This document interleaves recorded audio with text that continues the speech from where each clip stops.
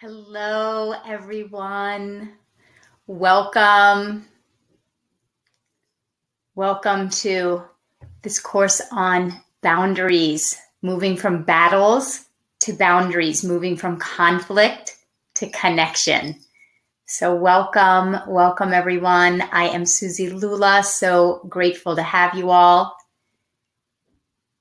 Just taking a few moments while everyone is gathering. You might want to grab a journal, a cup of tea, maybe light a candle. So good to have everyone.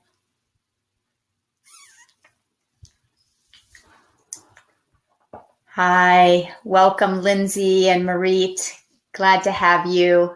It's going to be a wonderful class to really anchor us in our own sovereignty, our own sovereign being, and then learn how to create effective boundaries to best connect with others. You know, boundaries often end up disconnecting us from others.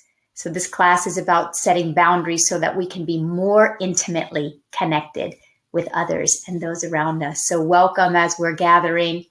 Welcome, Elena and Swati, Alejandra, Jacqueline. So nice to see you. So nice to see you all. I'll just take a nice deep breath while others are coming. Remember, there is nothing more important. There's no way that's more important for you to invest your time and your energy than on your own being, your own inner peace. That which brings you the inner peace will then overflow and affect every relationship in your outer life. Welcome, everyone. So, welcome to this boundaries, connection, from battles to boundary, from conflict to connection course. And today that is what we are going to be working with, this way that boundaries, even with the best intentions, can end up having us feeling disconnected from the other individual feeling disconnected from us. And today we're going to talk about how to set effective boundaries so that you can actually bring more connection and more intimacy into your life, you know.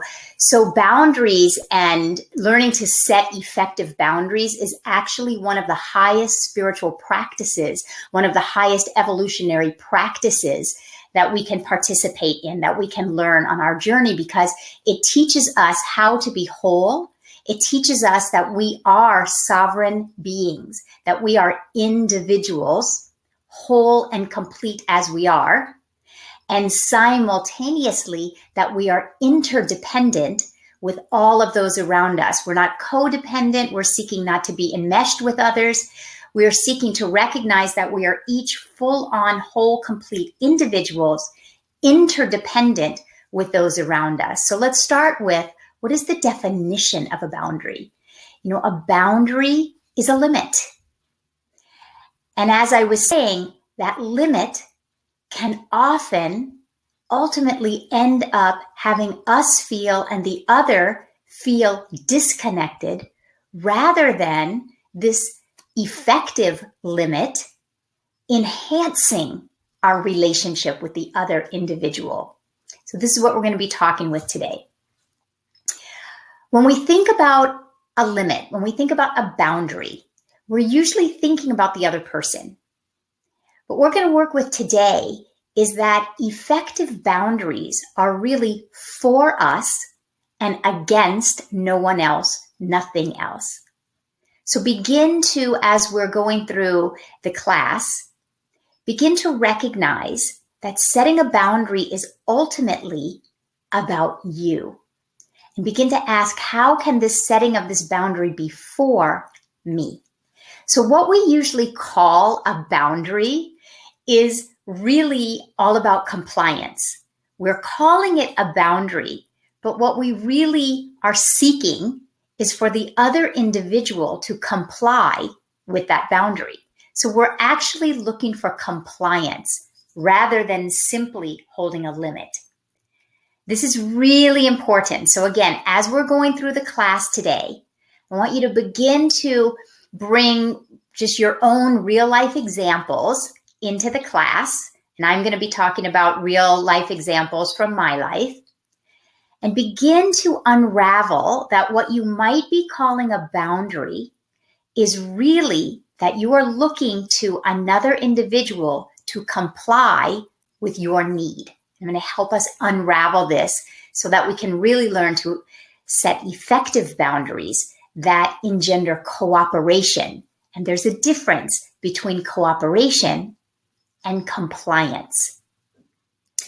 When you recognize that this limit is actually for yourself and not about the other person, and when you recognize that your own learning here is about creating neutrality within yourself, because think about it, you ask your toddler, please put a toy down, and rather than putting the toy down, they throw the toy at you.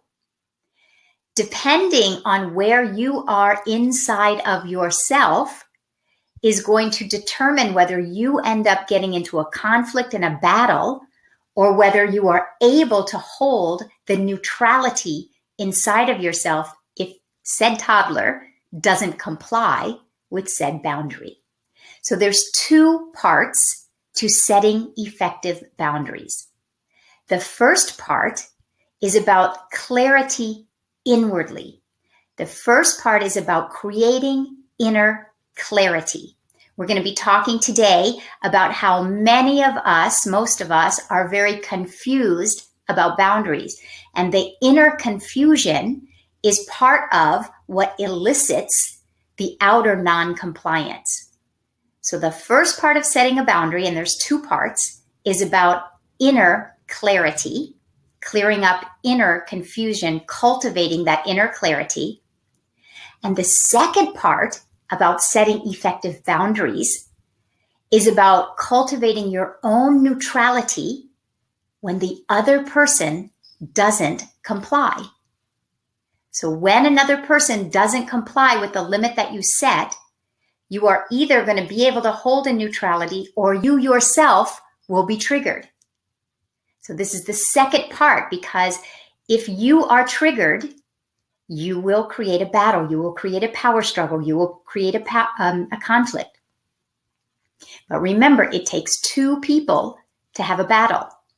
When one is in neutrality and the other is upset, there will be no battle.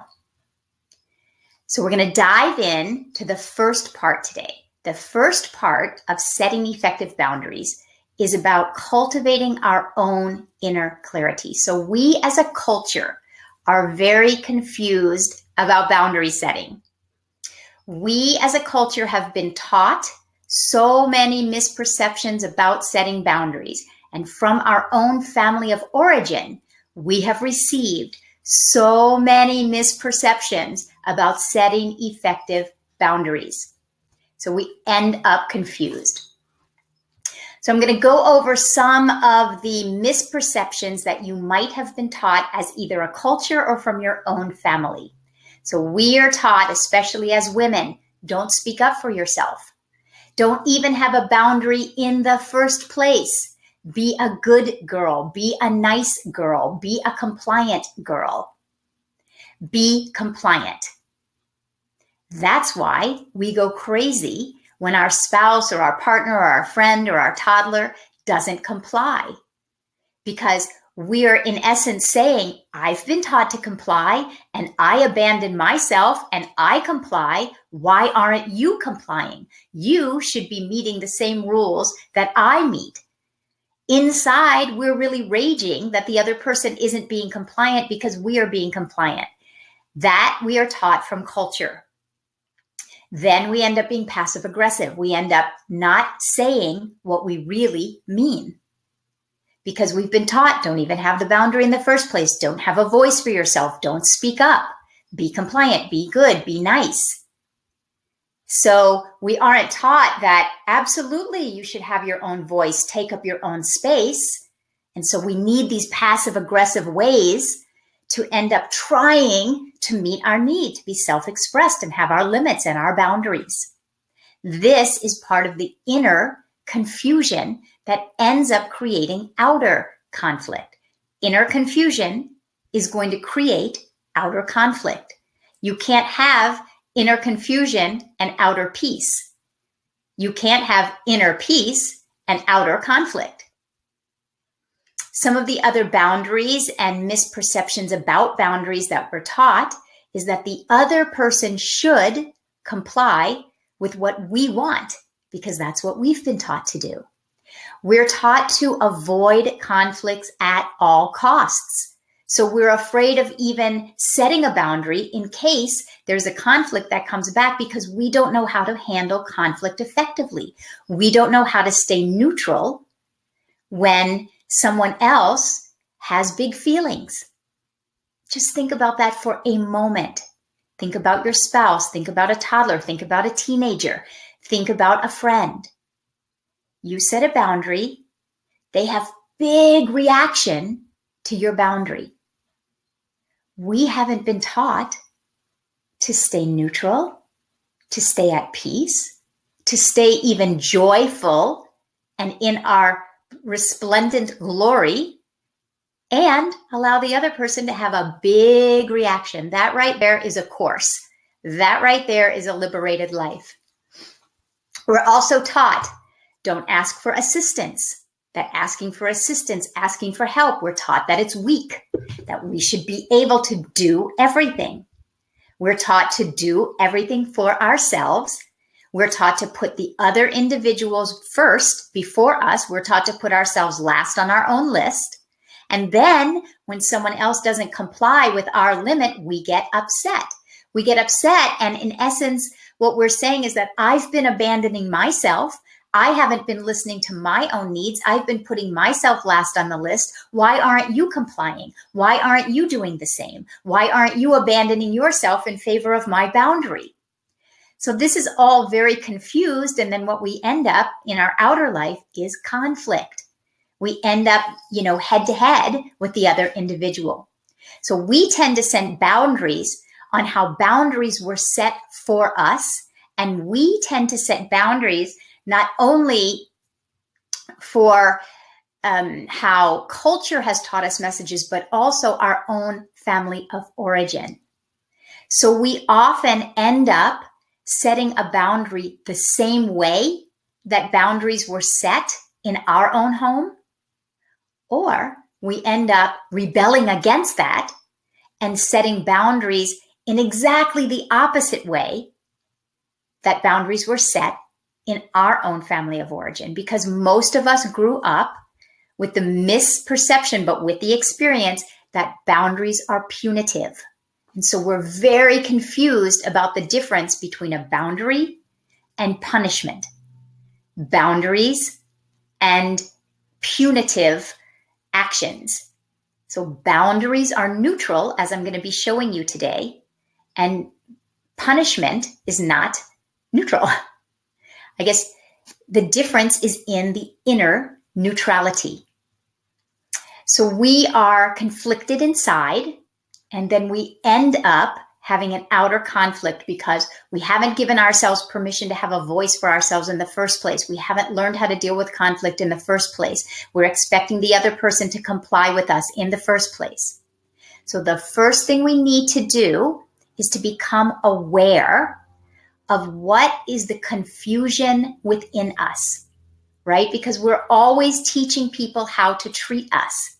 And if we're inwardly confused, we're going to create such a different outer result than if we take the time to come to clarity. When I am clear in setting a boundary, it's going to be so different than if I'm confused about setting the same boundary. So I want you to begin to think of your own life.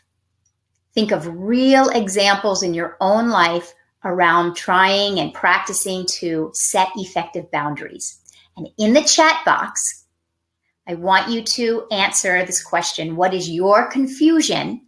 What is your challenge about setting boundaries based on the misbeliefs that you might have heard growing up?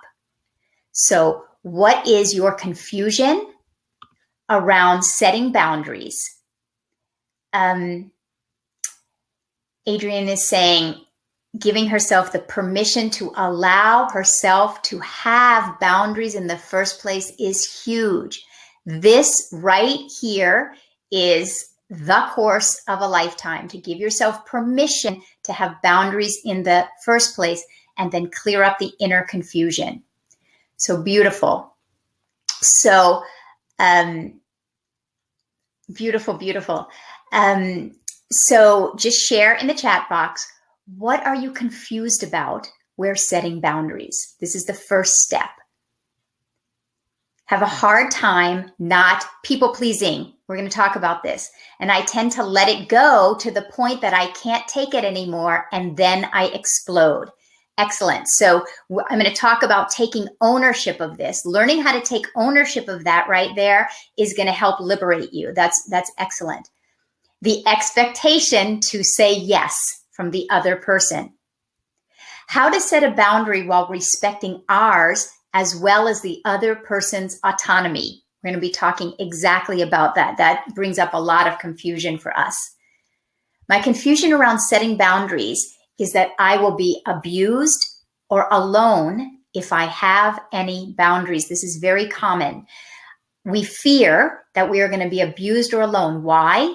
Because when we try to set boundaries for ourselves as children, what happened? I know this happened in my family. When I tried to have a voice for myself, my mom would leave the room. If my mom didn't like what I had to say, she just left. It was just the way they parented at the time. Children are to be seen, but not heard.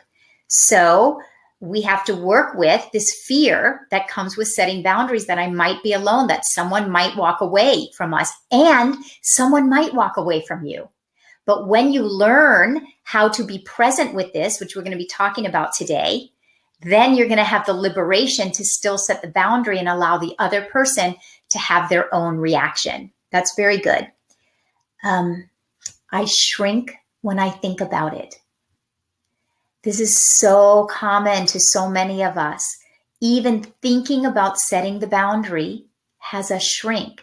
And so then if we do dare to actually set a boundary, the inner energy that comes with it is this inner shrinking. And so the inner shrinking is sending a confusing message to the other individual. Because remember, one of my favorite quotes is the Maya Angelou quote. People are not going to remember what we say, but people are going to remember how we make them feel. So we don't realize it, but we go to set a boundary and we're sending mixed messages. I'm setting this boundary, but I'm shrinking. I'm setting this boundary and I expect you not to abandon me. I expect you to comply. I'm setting this boundary, but I'm really scared. We're sending a lot of confusing mixed messages. So it's very important to become aware of which messages you are sending. When you become aware of the messages that you're sending, then you can become in dominion of clarifying your inner life.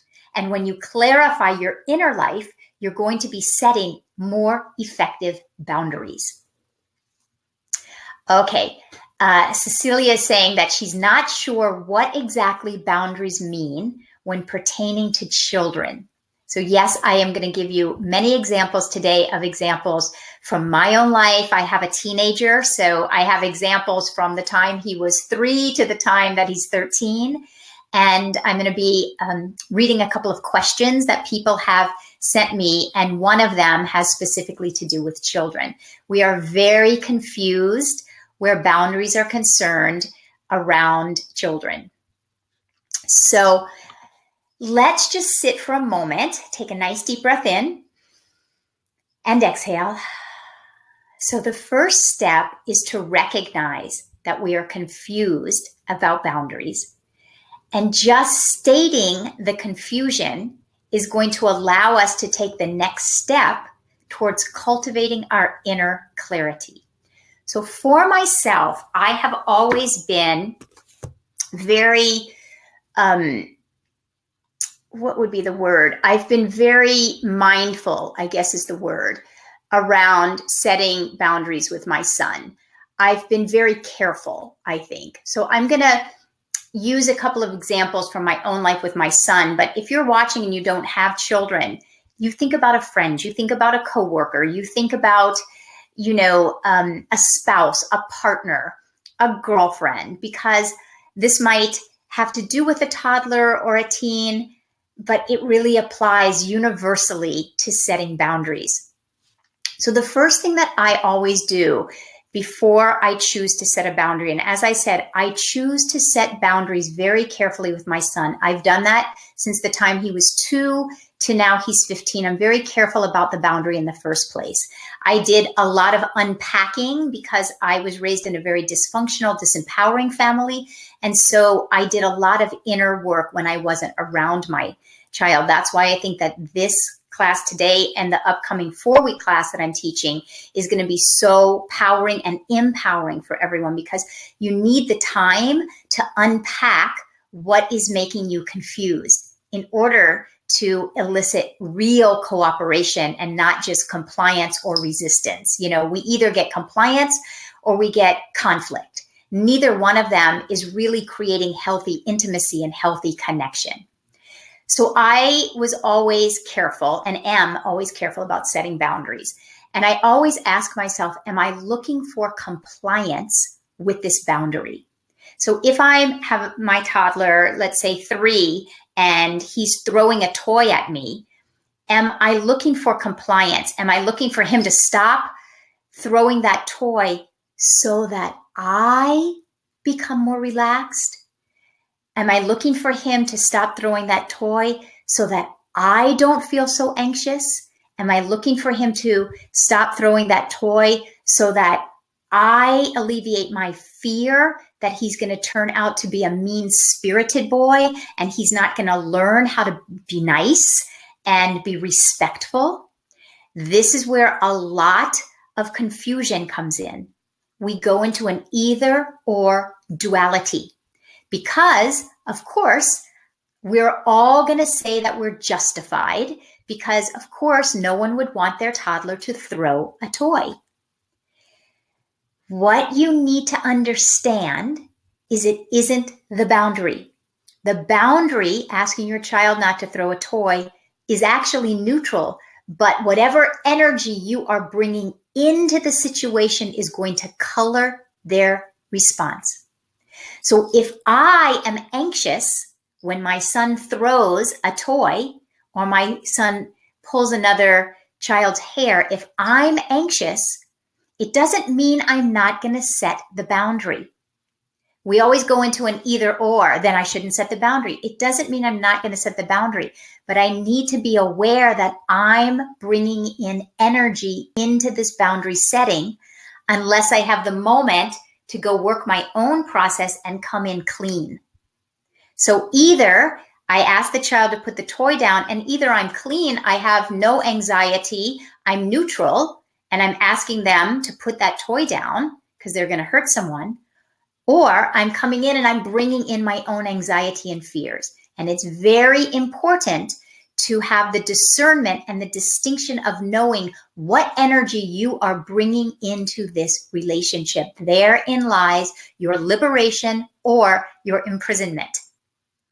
So let's say when my son was, 3, 4, 5, around that age when a lot of you have conflict with things like brushing teeth in the evening, eating dinner, throwing toys, all of these.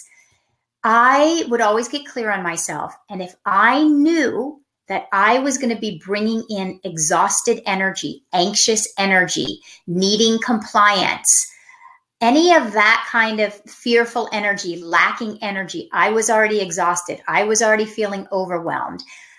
If I was bringing any of that into this boundary setting, more often than not, I would forego the boundary in the first place. So then people are going to say, what, you didn't have your son brush his teeth that night? What, you didn't have him eat his vegetables that night? He's going to learn to run amok. He's going to learn to not be compliant. This is what everyone has as the, conflict, the inner conflict. Exactly the opposite happens. I valued connection over conflict. So if I didn't have the bandwidth to hold in neutrality while my son might push back on a boundary, I usually didn't set the boundary. So if I didn't have the bandwidth to have patience and neutrality, of course, a 3-year-old isn't going to always want to brush their teeth, or a 5-year-old or a 6-year-old or an 8-year-old or a 15-year-old I have right now, or a grown adult. Sometimes I don't feel like getting up. I'm all cozy. I don't feel like getting up and going to brush my teeth. Now, as a grown adult, of course, I get up and do it. But we must be aware that sometimes the other person isn't going to want to do it. If I don't have the bandwidth and the patience to be present with my own boundary, then I would just not have him brush his teeth that night, because I would rather have 4 nights out of 7 with this wonderful interaction, and he brushed his teeth 4 or 5 nights a week. Because what happens is that if the interactions are pleasant and connected and not fraught with conflict, then the relationship is connected. I have engendered this cooperation. I'll give you another example from, again, with my son, but please apply this even if you don't have children. Apply it to your spouse, apply it to your partner, apply it to a girlfriend, apply it to your boss. These relationships are everywhere. I just taught this Conscious Cleanse course, as many of you have been in with Dr. Shefali. It overflows into our relationship with food. So use it. I'm going to give you an example from my son. He's 15. So we just had Halloween. His curfew was 9:30. I was going to go pick him up from a friend's house at 9:30. He's 15. It happened that Halloween was a school night. So, of course, at 9 o'clock, of course, he texted me, Mom, can you come at 10 o'clock? Now, he was pushing against my boundary. Now, am I going to be able to stay neutral inside? Am I going to be impatient? And am I going to feel disrespected? And am I going to feel put upon? Am I going to remain neutral? I just smiled. Of course, he's 15. He's going to ask for more time. Because in my life, if I'm with a girlfriend, sometimes I don't want my lunch to end and have to go back, to whatever I'm doing. So of course he did. So I texted him back, honey, I'm going to still be there at 9:30, as we said, it's a school night. So of course he texted back, how about 9:15? And I texted back, I'll be there at 9:30, still 9:30. It really had nothing to do with the boundary. It had to do with the place inside I was in holding the boundary. I was in a very neutral place. It could have gone south. I could have felt put upon. I could have felt disrespected. I could have felt a number of things. This way that we feel inside of ourselves, that is for ourself to take care of. So that when we are in the interaction where the boundary is concerned, we can stay in neutrality. The last example that I'm going to give you is one that everybody can relate to. It still happens to be about children, but again, use it, in your own life. Think of 3 different women and their children. They all have toddlers, and 3 different women, their toddlers all run out into the street, and they're each running out into traffic. So every one of us is going to agree that we would run after our child and keep them from harm's way. No one is going to let their child run into traffic. So we all agree on the boundary. We're going to set a limit. We're going to get our child out of harm's way. But those 3 women can have a different inner energy around the boundary. One woman will shame her child and say, I told you 1,000 times, don't run into traffic, and can belittle that child. Another mom will go, oh my gosh, I'm so glad you're okay, and hug that child closer. A third mom might say, we don't run into the street. I'm so glad you're safe. Here, stay with me. The parent, the other individual, brings the energy in. So this example of seeing 3 different children running into traffic, but seeing 3 different energetic responses from the parent is what shows you that it is really our energy. We think it's about the other person's energy. We think it's about the child that, pulls back from us or keeps throwing the toys.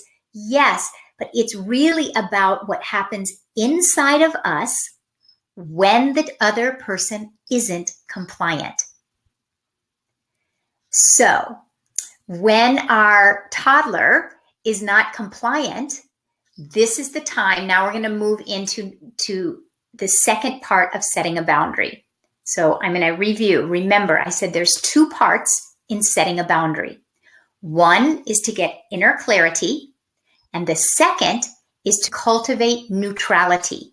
How do you cultivate neutrality when the other person isn't compliant?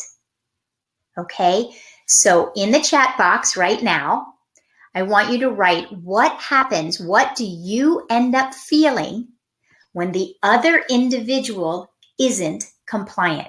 You ask your spouse 1,000 times, will you please pick up your socks? You feel very justified. They're a grown adult. They can pick up their own clothes. What do you feel when you've asked and set a boundary and the other person isn't compliant? You ask your toddler, put down a toy. The toddler throws the toy at you. You ask your teen to sit down to have a chat with you, but they go into their room and close the door. What comes up within you when you set a boundary and the other individual is not compliant? What do you feel when they resist? So just write in the chat box. If you're watching this later on the replay, you write in your journal, what do you feel when the other individual isn't compliant? So if I ask my husband, please XYZ, and he doesn't comply with my boundary, what am I going to feel? A couple of you said this earlier. You fear that you're going to feel abandoned. You feel that you're going to be alone, end up being alone. So just write in the chat box what you feel when someone else doesn't respect your boundary. I have found in my own life that what I too can feel disrespected. I can fear that I'm going to be, alone, as someone else was saying, and I'm going to help you untangle. I'm going to use an example in my own life. My son is now in high school, and I was looking on the website to see his grades. So when he was in middle school, he had a 4.0. He graduated from middle school with a 4.0. Now he's a freshman in high school, and I was looking on the website, and I saw that he had many missing assignments in many different classes. And so this has been a challenge for him around procrastination, not really liking academic subjects, being unorganized, these kind of things. And so when I saw these missing assignments, I knew that I was going to set a boundary with him that weekend he was going to stay home and complete all of his assignments. Now, I knew that he was going to push back on that boundary, because what teenager is going to want to be told that all weekend they weren't leaving home? They were going to stay home until all of those assignments were complete. The first thing that I did before I set the boundary with my son, now I know some of you are going to be thinking you have to set boundaries with your toddlers in the moment. I'm going to talk about that in a minute. But this is a boundary that I knew I was going to set. So I took the time to get clear first. What were my own concerns if he pushed back on my boundary, which I'm pretty sure all teenagers would. So I untangled it. And when I really sat with myself, what I really realized was that deepest down, I wanted really I guess the first surface level was I saw his grades and I knew I was a little attached to his grades because he had been making A's and now he had some B's and C's. So I realized first I was a little attached to his grades. When I let that go, underneath, I realized, I had a little bit of fear that if he doesn't keep that 4.0, it's going to affect him trying to get into a college. So then I realized that. When I dug a little deeper, I realized that a lot of it was really on me because I know that he can be disorganized. I know he has challenge. I know he procrastinates. I know he doesn't love his academics, but I hadn't really kept up with looking on the website because he had this 4.0 and he had been doing well on his own. So I was partially upset with my own self and wanted to kind of blame him. But I was looking and taking my own responsibility, which I have always taken 100% responsibility for my reaction.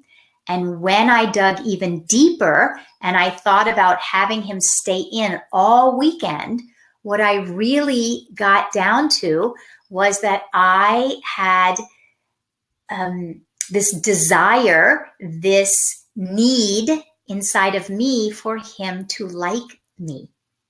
So I wanted him to like me. So I didn't really want to be that mom that was going to put up a boundary because then he might not like me or he might, quote, abandon me. Do you understand that if I hadn't unpacked that, then the unconscious, unspoken energy that I would be bringing to my son would be take care of my feelings. Please don't abandon me. Please like me. Please be okay with this boundary. I need you to comply because I need you to like me. I need you to comply because I don't want to have conflict. These are my own unmet needs that I would be asking of the other person. We need to learn to take ownership of the ways that we unconsciously and unintentionally are asking the other person to meet our needs. I needed to get good with it's okay if he doesn't like me. That's not his job. His job is not to like me. My job is to like me. I had to get good inside with I'm here to be his advocate. And sometimes he's not going to like me. I needed to sort of grow myself up so that when I set the boundary for him, I was clean. I needed to look at what my own energy that I was going to be bringing into this boundary setting. And so I set the boundary and he did push back and I felt neutral. I actually felt good. I actually felt connected to that presence inside of me that is empowered, that felt neutral, but felt that this is something that I am doing for me. I'm doing it for me, and me alone, because this is the mother that I am intending to bring forward for him. And you know what? He caught up on every last assignment. It doesn't matter to me if he would have been pushing back, resistant. I was able to stay in my own sovereign being. This is when you are going to elicit and engender cooperation. If I would have lost it, let's say, which we have done many times, all of us, I always practice 100% of the time. I always practice going back to him and or my husband, my spouse, my friend, my coworker, a client. I always go back to the other individual and take 100% ownership and say, you know what, that is not my intention of the way I behaved. And when I take ownership of my own energy, it assists me to stay clean inside of myself. And I model to the other individual that we are here to connect. Even when I stumble and fumble and fall, I'm willing to take my own responsibility. When you can take your own responsibility around setting boundaries, You model to the other individual that no conflict is required. No battle is required. There's nothing that I need from the other individual when I am willing to take ownership of my own energy.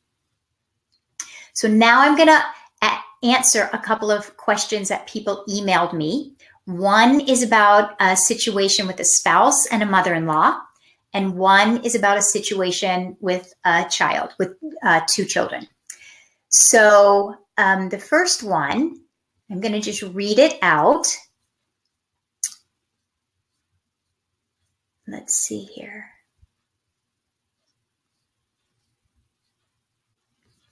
Okay, so this one is about from a mom who has 2 young children. So again, apply this to your own life. If you don't have children, or you're thinking of your spouse or a friend. This is from a mom with 2 toddlers. So I can't tell you how much I'm looking forward to this masterclass on boundaries. It couldn't come at a better time. I'm struggling big time with setting boundaries, especially with my 2 young kids. Fear that I am punishing them as opposed to setting boundaries. The 2 things somehow blur for me, which causes deep unsettling and guilt within me. I'm desperately looking for real life, everyday examples of how to set boundaries with my children. Because I have more than one, this task seems so much harder, as now sibling rivalry is added into the mix, and I find myself yelling, threatening, and punishing my children in a desperate attempt to get them to stop. I just don't know how to set boundaries around this behavior. It's so confusing when I hear you and other teachers say that you don't punish your children, that you don't take things from them. My own guilt rises up. How can this be? On top of that, I'm struggling with expectation. How can I not have an expectation that my children will not hit me back, or hit each other for that matter? If I act on my expectation, am I just going against allowing them to be a free spirit? So I hope that you all can relate to this in some way, shape, or form, either with a spouse, a coworker, a boss, a friend, where we think that setting a boundary is going to end up punitive. So you can hear in her question all of the inner confusion that she has. So the first thing we need to do, now she is in a pattern, in a habit with the 3 of them. So the first thing that she's going to realize is that unraveling this pattern, it's not a one-time occurrence. Now she's in a pattern.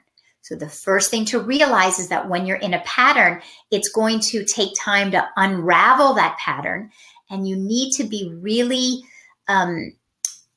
committed that you're not going for the end result. You're going for the journey. You're going for your own unraveling, because if she unravels this in her own life, she will be free, and she will know how to set effective boundaries for the rest of her life.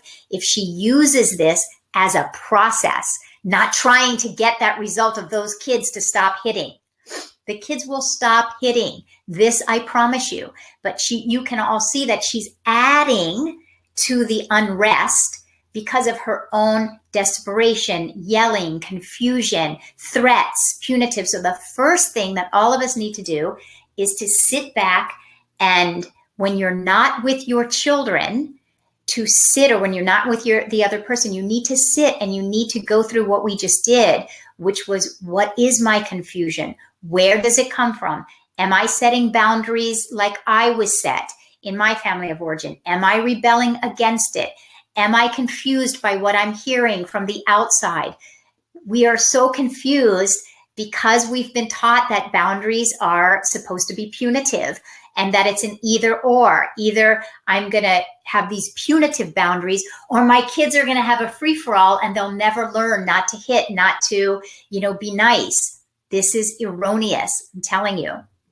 So I hope that you can go back and gather wisdom from the examples that I used with my son, and use that wisdom to help you unravel the confusion that you are coming into it with. So you can see, if you're already coming into it confused about boundaries, they're going to be picking up on that confusion.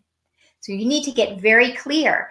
Even if it is punitive at first, even if what you can do clearly is say, put down that toy, or I'm going to take you into the other room. It doesn't matter. What matters first is that you are clear and you can carry out with clarity what you are intending. If not, wait until you can. The second thing is to always take a pause, whether it's with your spouse, whether it's with a coworker, and I'm just going to give you the languaging right now. I always said to my toddler, Mommy needs a minute. Mommy needs a minute. So if he was pulling on my shirt, I would say, Mommy needs a minute. I am confused right now. I need a minute to think about what to do in this moment. I would just tell him the truth. That's what's happening. That's what is going on. I need to figure this out. And what you will recognize is your spouse, your coworker, your friend, your toddler will actually respect. You're engendering respect. Oh, they're going to say, oh my gosh, my mom, this person who's supposed to know it all, needs a moment. This has been the cornerstone of boundary setting. If I'm not clear, I ask for a moment. I ask for what I need, and I take the time to work this out. And I might say that over the next month if I were this mom. I need a minute. I need a minute to figure this out. And I would spend time on, on my own time. I would spend that time on how do I come to clarity inside of myself. And this is what we're going to be talking about over my 4-week class. We're going to be really that question we are going to be dissecting over the 4 weeks so that you can feel empowered where your toddlers are concerned, or your spouse is concerned, or your mother-in-law is concerned. I'm going to do this one quick because we're running out of time here. And this is a mother-in-law husband question. So it says, Dear Suzi, here's my question. My husband speaks English. However, sometimes with his mother, he speaks Spanish. And sometimes when it's the 3 of us eating a meal, they speak Spanish, knowing that I don't understand. It also happens on occasion with other family members of his, recently at a wedding. I feel disrespected and left out of the conversation. I did ask him and his mother if they could translate for me, but I was probably being passive aggressive. And I've asked him to speak English so that I could be included in the conversation.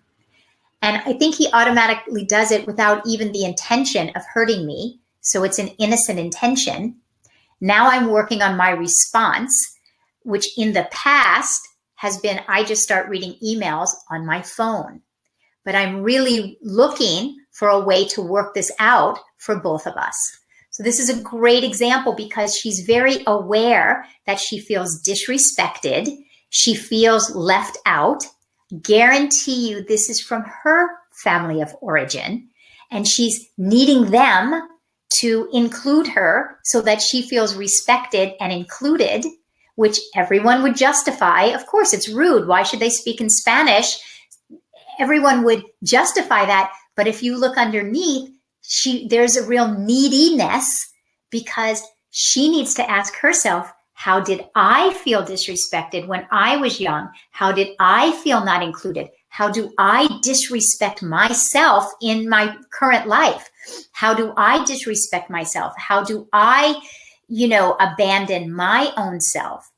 When she begins to realize that she is here to meet those needs for herself and she doesn't have the neediness, I absolutely guarantee you she will have the same boundary, but she will engender the cooperation because with the boundary is not coming the neediness. And this is exactly what we're going to take over these 4 classes that I'm getting ready to teach. I want to tell you a little bit about the class and exactly what I'm going to teach you in this 4-week class because it takes a minute. As you can see, this is jam-packed. It takes a minute to unravel it all. First and foremost, I want you to know that in the class, you're going to learn to have a voice for yourself and have a voice that engenders cooperation rather than conflict. It's going to liberate all of your relationships. So in the first class, we're going to really dive deep into our own inner conflict and how to bring clarity when we set a boundary to anyone outside of us. We are going to learn how to create inner equanimity so that we don't have the inner neediness and we don't have the inner rebellion.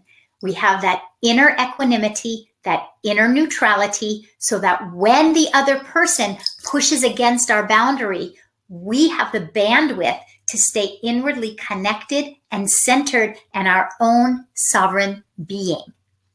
Then we're going to learn how to, in the outer world, create and cultivate cooperation, engender cooperation rather than conflict, rather than battles.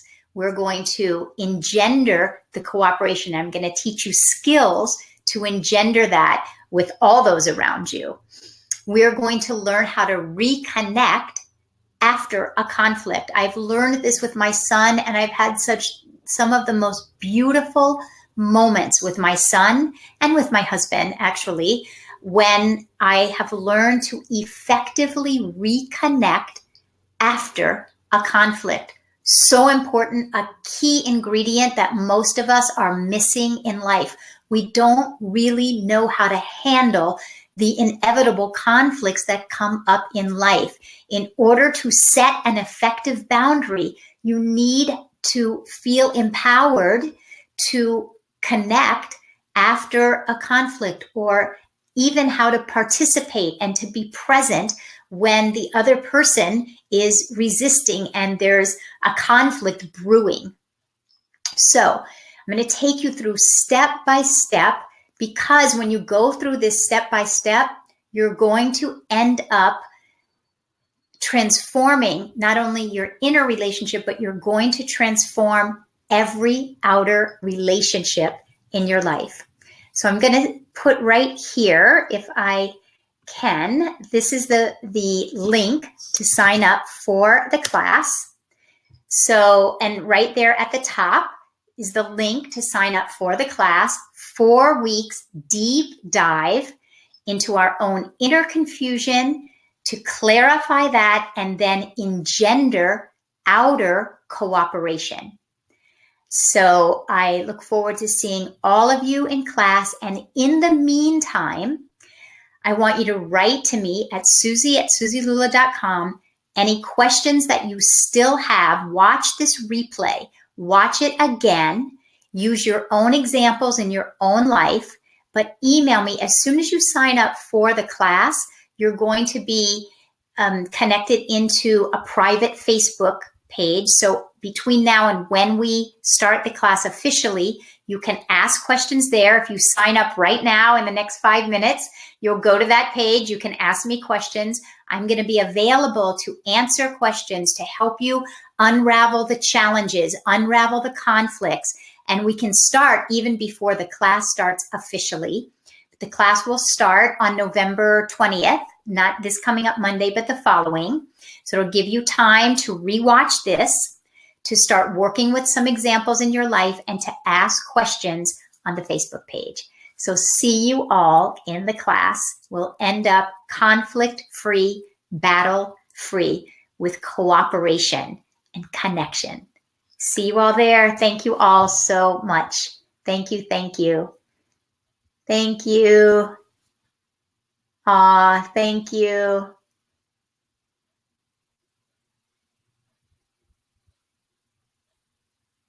Oh, thank you. Thank you, everyone. Wonderful. Thank you. Thank you. Yes, taking your power back by finding your neutrality. Adrian signed up. Awesome. Excellent. Thank you. Thank you. Thank you. Thank you. Yes, here's to conflict-free relationships. Oh, Swazi's going to sign up. Great. Excellent. I look so forward to having you. I thought about you a couple of times because we both have teens. So I was thinking about you. Excellent. Looking forward to conflict-free relationships. Excellent. Excellent. All right, you all. Yes, such powerful deconstruction. Yes. All right, everyone. See you in class. I can't wait. I literally can't wait. So watch the replay, sign up for class, go to the Facebook page, and I'll see you there.